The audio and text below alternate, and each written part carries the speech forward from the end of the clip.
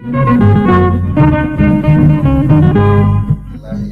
alaikum warahmatullahi ta'ala barakatuhu. So ga mu da babban bako a tashar mu ta Riyal Mai Zamani TV, wanda kowa dai ya san wannan tasha mai albarka. To ga mu da profesa na soyayya, to yau ya halarci wannan tasha mai albarka. Za mu tattauna da shi tsawon 'yan wasu dakiku. Sakamakon kuma nan da an jima za mu ba da lambar waya kamar wanda za su dinga bibiyar musu.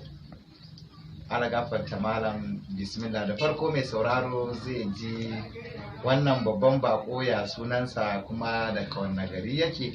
Muna so da Allah za ka gaya mana daga ina kake da kuma wanne gari kake.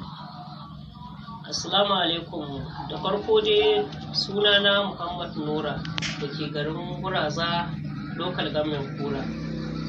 To mutane suna gaya maka cewa baban 'yan soyayya, wasu kuma suna ce maka profesa na 'yan soyayya. Ta yaya aka yi har ka samu wannan suna?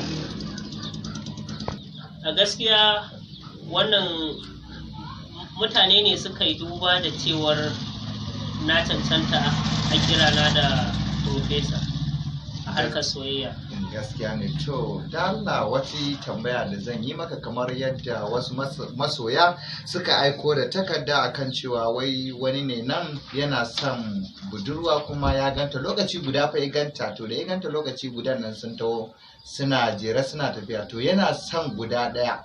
Daga ganin guda ɗaya sai ya ji ta shiga masa rai, to wai ta wanne ɓangare har zai iya fuskantar ta da magana, ta wacce hanya zai iya fuskantar ta da magana, ko kai sa tsaye zai je ce wancan ina son ki.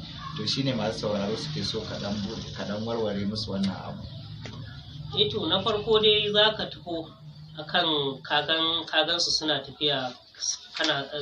tafiya za su je wurin da suka hara, za ka taho ne ka biyo su, sannan shi ka zo har gurin da ka tadda su, sannan za ka ce bayan Allah ina son zan yi magana, dan Allah ina neman alfarma a gurin ku. Ka san za su yi maka tambaya alfarma kamar wacce kenan? A gaskiya ina son wannan ta daga cikinsu. Indirect za ka gaya mata, direct za ka gaya mata ko indirect? Da direct za ka gaya mata. Ok, to su 'yan matan za su fuskanta da wa kake a ciki, ko direct za ka faɗi sunanta, ko a'a ba already kai ne daman baka san sunanta ba kake so ka abin nan nata? To na farko dai za ka iya cewa ga ta nan wannan ta gefen ko ta tsakiya, shine domin kada wani kokwanto ko wani abun nan haka, domin magance wannan matsalar haka. To again mai sauraro, kun ji wannan tambaya da aka yi wa Profesa Nura. Sai kuma mai tambaya ta biyu, wanda shi kuma yake tambayar cewa wai shi ne nan da 'yar uwarsa yake son 'yar uwarsa, to shi kuma ina cewa wai ta wanne fanni zai fuskanci 'yar uwarta da cewa da kalmar nan na so.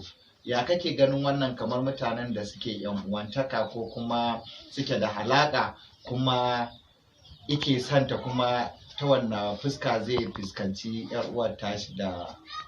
To a gaskiya idan har kana son 'yar uwar nan taka, kuma idan so ne baka so iyayenta su san wa yake zuwa gurinta, ko dai ya kake gani?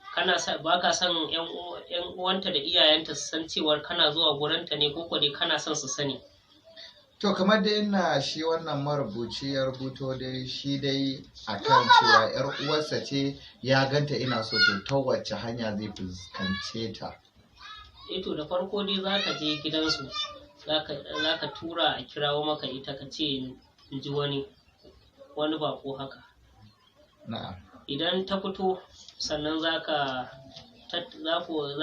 ku gaisa da ita, ta gaishe da kai, sannan ka ce a gaskiya na kamu da ƙaunar ki ne, kuma na daɗe ina fama na kasa daura zuciyata, shine yasa na taho gare ki, kuma na san ba za ki bani matsala ba, domin ke mai tarbiyya ce, kuma a gidan tarbiyya kike, kuma da kyanki da ladabinki, shine yasa na zo gare ki.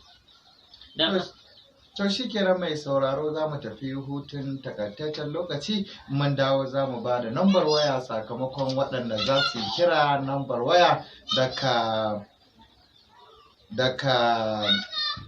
channel ɗinmu Liyar Mai Zamani TV. To zan ba da nambar waya sa'idin kuma babban bako kafin ya sallama da ku, mai shawarwari ko kuma mai tambaya dai ga bako a tashar mu Real Mai Zamani TV. To kuma za mu tafi hutun takaitaccen lokaci.